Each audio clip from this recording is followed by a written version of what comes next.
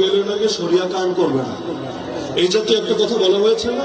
ওদেরকে ধরে জিজ্ঞেস করেন, পাগল শরিয়া বলতে বুঝিস কি, আগে ক্লিয়ার কর।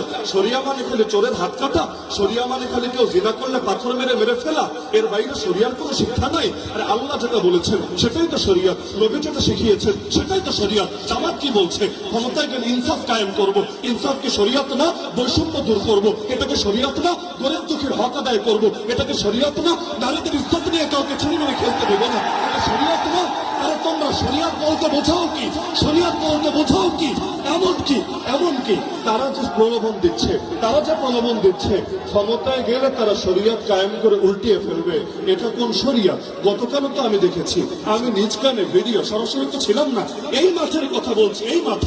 এই মাঠে আমার নাম ধরে নিকৃষ্ট ভাষায় গালিগালাজ করা হয়েছে নাকি হয় নাই? আমাকে আজকে এখানে আসতে দিবে না এরকম ঘোষণা অথর্ব দিয়েছে নাকি দেয় নাই? এই গিবত করো তোমাদের শরিয়া, গালিগালাজ করো তোমাদের শরিয়া, হুমকি ধমকি দেওয়া তোমাদের শরিয়া, গুন্ডামি রাস্তারি করো তোমাদের শরিয়া, বেটা ফাজিল ভোট দেবে জায়গা দাও না।